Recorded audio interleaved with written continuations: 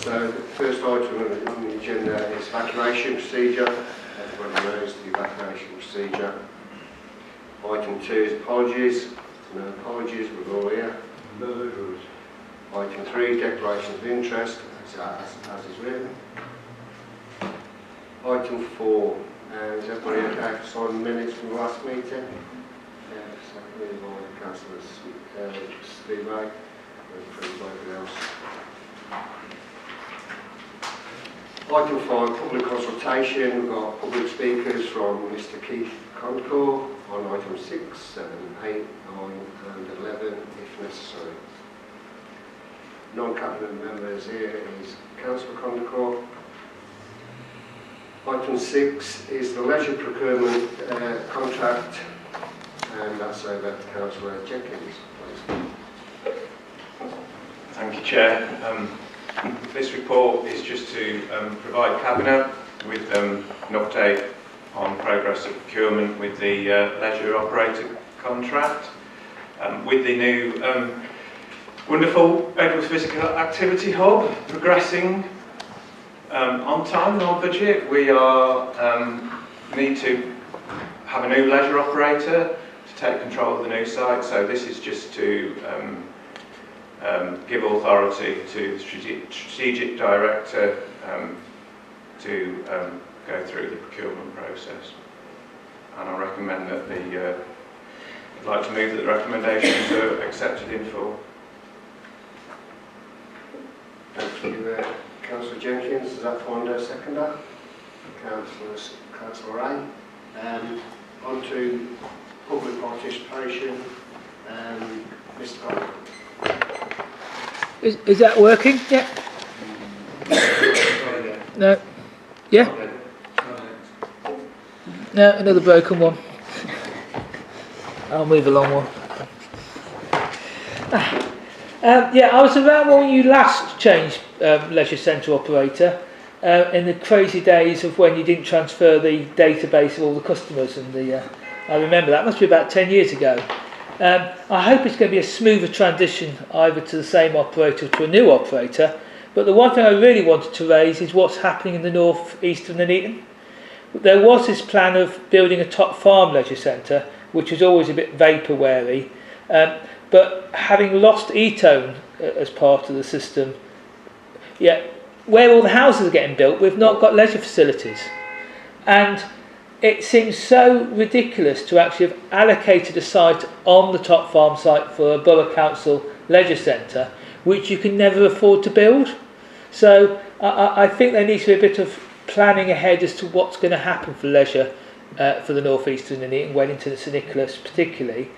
And learn lessons from what's happened before.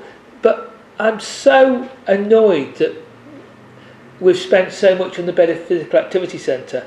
It was said it was on time and on budget. No, it's not. It's on the new budget and the new timescale. The original timescale was to deliver it for £5 or £6 million less.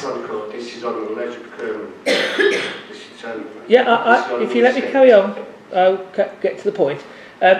So we haven't got the money to build these new leisure centres because the Bedworth one is a year late and £6 million over from the previous administration's and stuff. So I do hope the Cabinet member will tell us what's happening in the north east of Nuneaton, and remember that's where all the housing's getting built.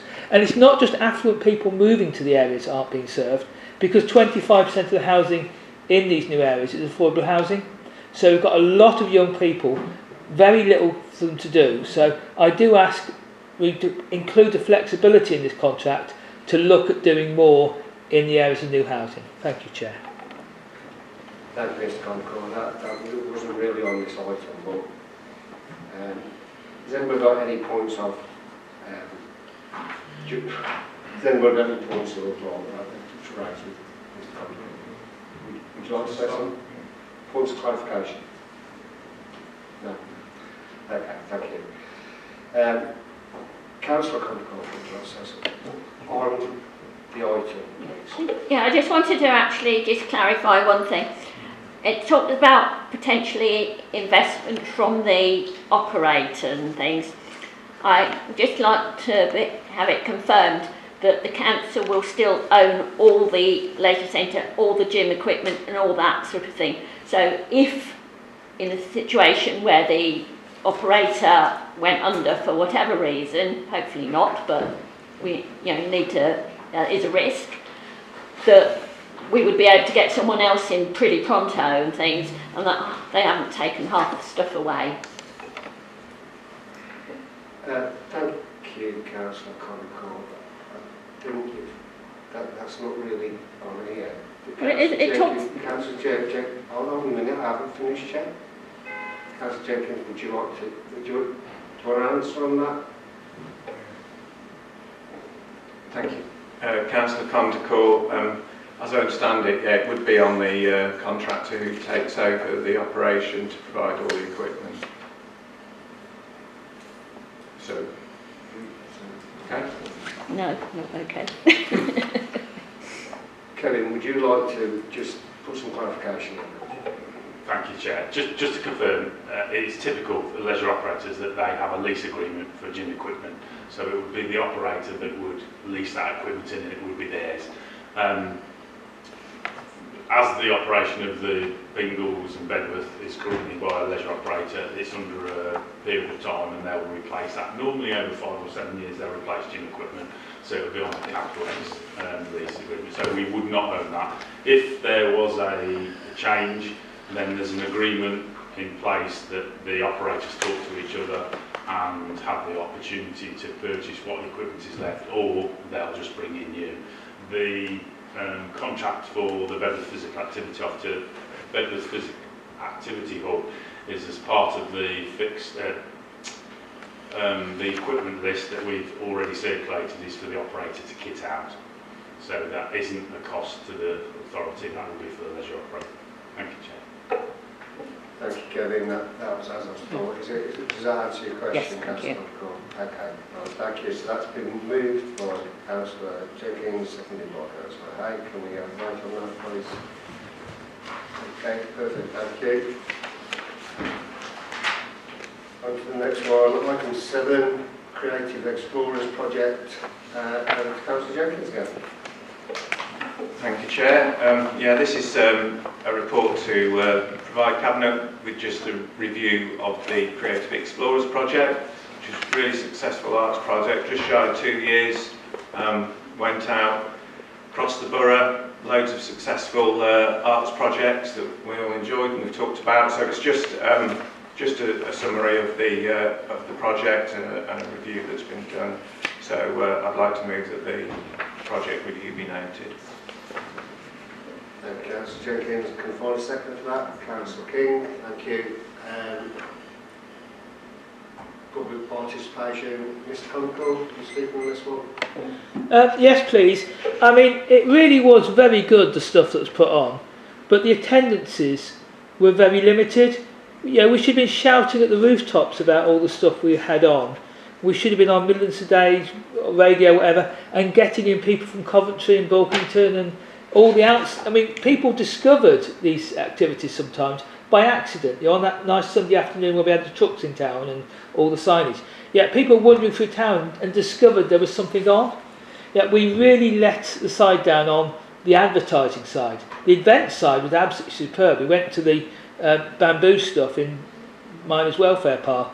Incredible to have that stuff going on in the borough, but not to have enough people there. That's always been the failure, is to actually shout about what's going on and get in a really good crowd, and also tie in a lot with the businesses, because the footfall generated by that Sunday with all the lorries in town and all the arty road signs and things could have generated even more money for the businesses if there's been more publicity and more sort of coordinating it.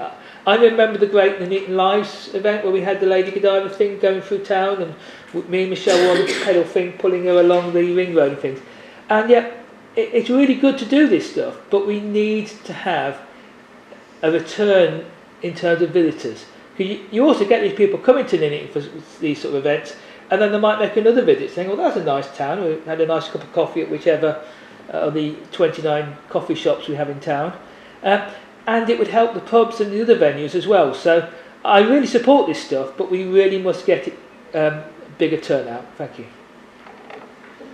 Thank you, Mr. Concord. I'll blame the press myself. There you go. Councillor Concord, do you want to say no?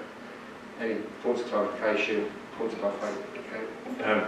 Thank you, Mr. Concord. Yeah, we have discussed this in the past, and thank you for your praise of the project. We have talked about publicity in the past, and it's something we have taken on board for future events. There was certainly an uplift in the town, especially for art on the street. So, do you have figures off the top of your head? I don't off the top of my head, but you know, people were coming in. It wasn't just discovered by accident. So there was a significant increase in visitors to the town for those events. But I'll take your points on board, and we will look at that in the future. Thank you. Okay, thank you. So that's been proposed, seconded. Can we move to vote on that, please? Okay, thank you. Item 8, Council Corporate Plan, and this is by Councillor Jill Shepherd. Thank you, Chair. Obviously the corporate plan has been out for consultation with the public. Also, I'm not a little disappointed with the amount of people that applied. I think we did all we can to encourage people to take part. And I can only presume everybody else is extremely happy with the report. While moving the recommendations at 2 to 2.7, I've just spotted a little issue. On 3.5, it says as per section 11.2, it should actually read 12.2. So with that amendment, Chair, I'll move the recommendations. Okay, thank you, Councillor Shepherd. So that's been put forward by Councillor Shepherd. We've got a second for that. Councillor Jenkins, okay, thank you.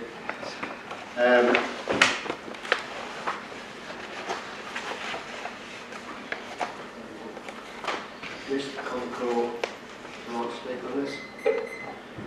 Yes, please, Chair. One of the things in the corporate plan is to get more consultation and transparency and more people taking part. And then very few people took part, which it's a great example of something that's not worked. Our plan is to do this sort of thing, and we've done it really badly if only 30% people responded. And also, there's no sign that anything has changed as a result of those 37 or 38 responses. I obviously responded, passionate about getting a bigger commitment to climate change, drainage, management plan for our waters, our sewers, all the infrastructure we need. I take part in these consultations, and there's not really been anything changed that I can see in response to my consultation response. So it's understandable people don't take part in these consultations, because if they say the climate change needs to be a year quicker, or the planning's this, or whatever comment they made on your plan, it doesn't seem to have actually changed your plan. So consultation is pointless if you're not actively saying we will make changes and make changes when people comment. And we have so many infrastructure projects and problems in this borough, some of which are other people's control, like the county council's got massive issues in terms of delivering safe roads, safe cycle routes, etc. But the planning side of that is should be in our corporate plan, and we should have a plan to actually have a sustainable, walkable, cyclable public transport as part of our public plan. Borough plan, absolutely massive part of our corporate plan. It seems secretly to slip to September now, but yeah, having a good borough plan should be really key in here. Thank you, Chair. Thank you, Mr. Concord. Does anybody want any points for clarification? No, thank you. Councillor Concord? No? Okay, thank you. Okay, so it's been put forward and seconded. Can we move to vote on that, please? Okay, thank you. Item 9, local government devolution. That's for me.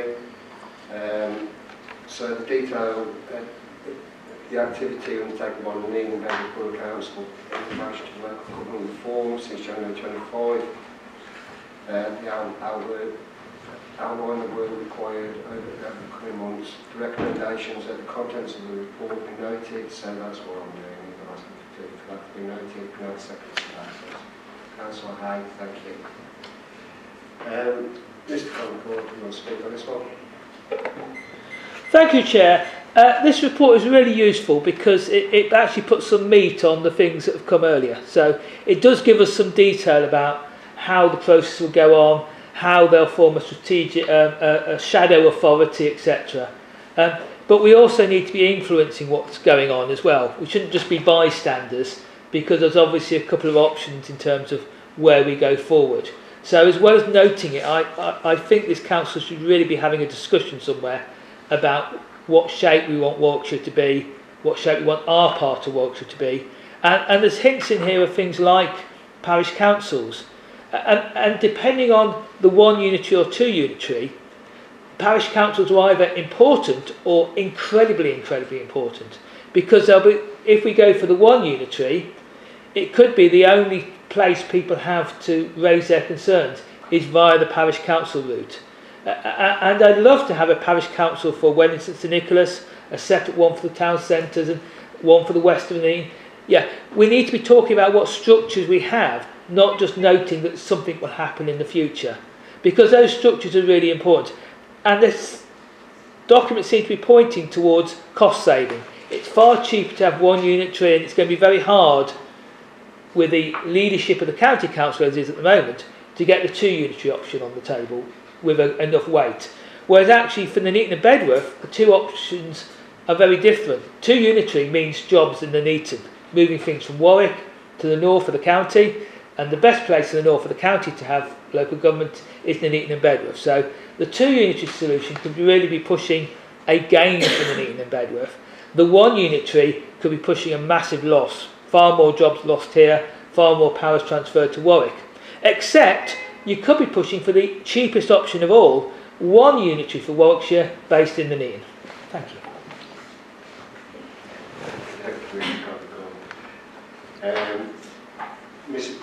Councillor Concord, oh, sorry, does anybody want clarification?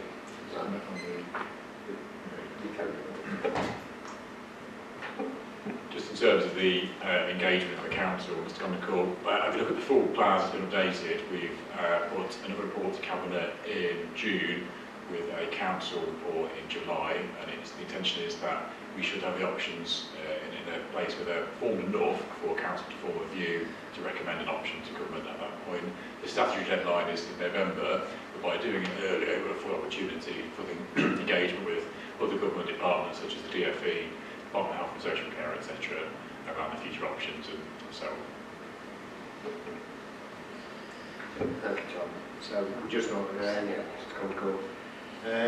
Right, so that's been proposed, seconded, can we move to vote on that, please?